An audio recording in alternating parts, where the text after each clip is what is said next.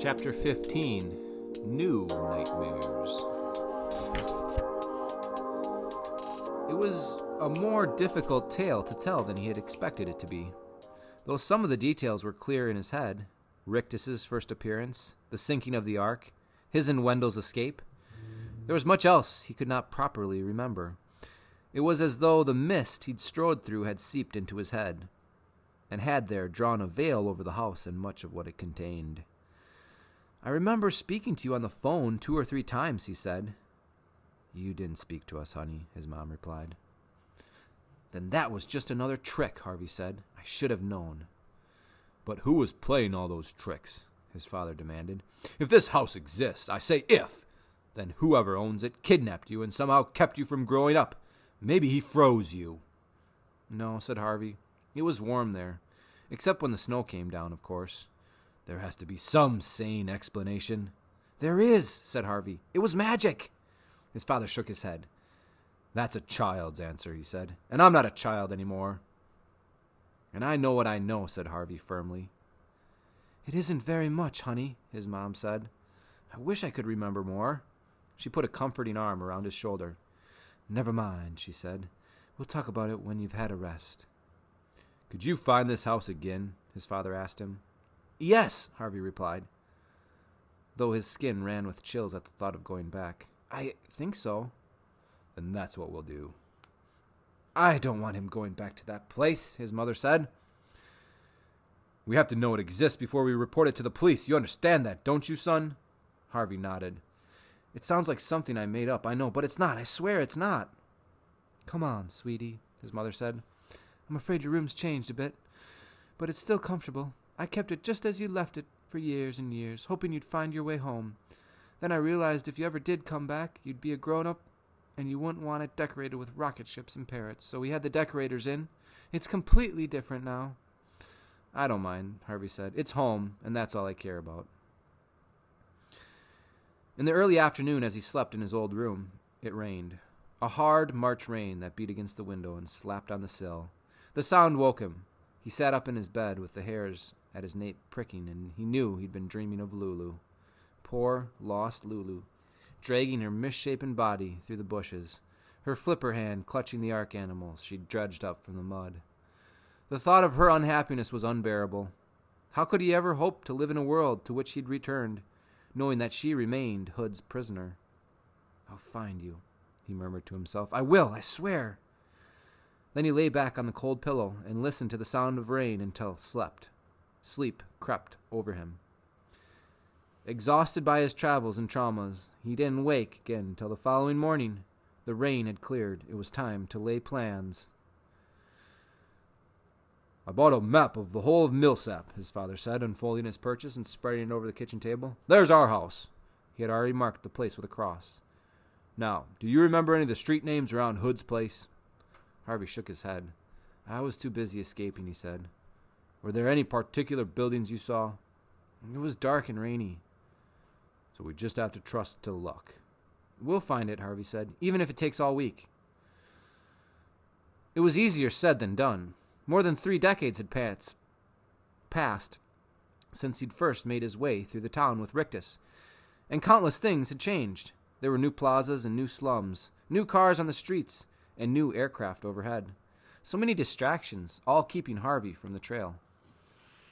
"I don't know which way is which," he admitted after they'd been searching for a half a day. "Nothing's the way I remember it." "We'll keep going," his father said. "It'll all come clear." It didn't. They spent the rest of the day wandering around, hoping that some sight would trigger a memory.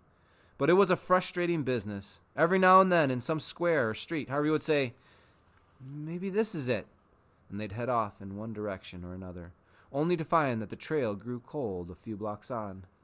That evening, his father quizzed him again.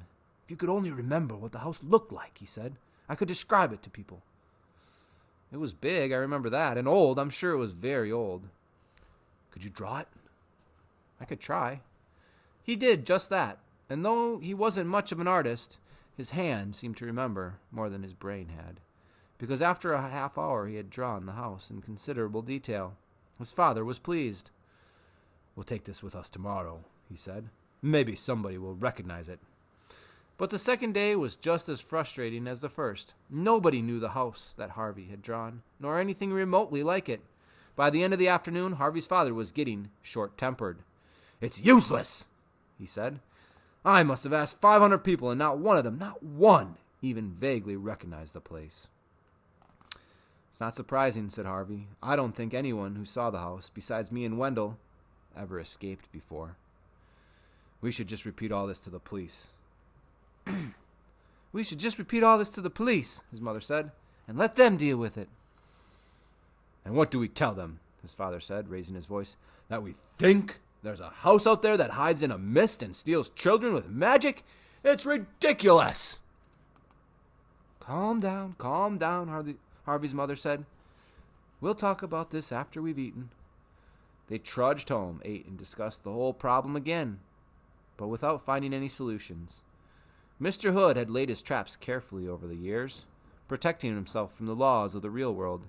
Safe behind the mists of his illusion, he'd most likely already found 2 new unwitting prisoners to replace Harvey and Wendell. It seemed his evil would go on, undiscovered and unpunished. The following day, Harvey's father made an announcement. "This search is getting us nowhere," he said. "We're going to give it up." "Are you going to call the police?" his wife asked him.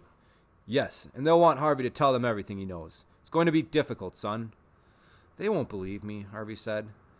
"That's why I'm going to talk to them first," his father said. "I'll find somebody who will listen." He left soon after breakfast, with a worried expression on his face. "This is all my fault," Harvey said to his mom. "We lost all that time together just because I was bored." "Don't blame yourself," she said. "We're all tempted to do things we regret once in a while. Sometimes we choose badly and make mistakes."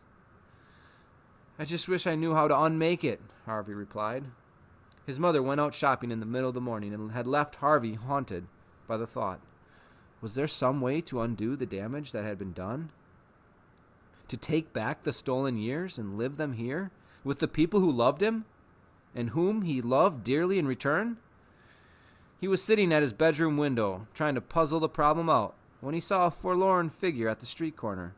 He threw open the window and yelled down to him, "Wendell! Wendell, over here!" Then he raced downstairs.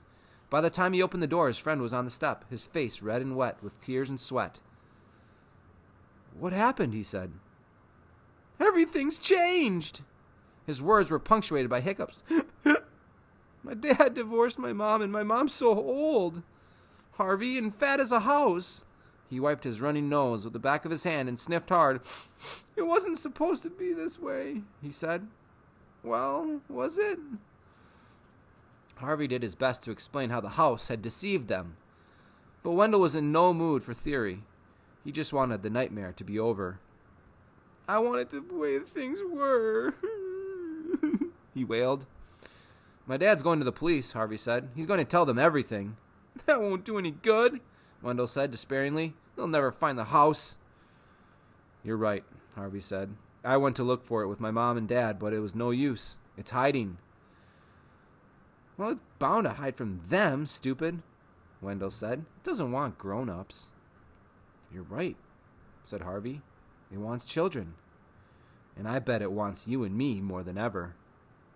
"How do you reckon that?" "It almost had us. It almost ate us alive." "So do you think it's got a taste for us?" "I'm sure of it." Wendell stared at his feet for a moment. "You think we should go back, don't you?" "I don't think any of those grown-ups, my dad."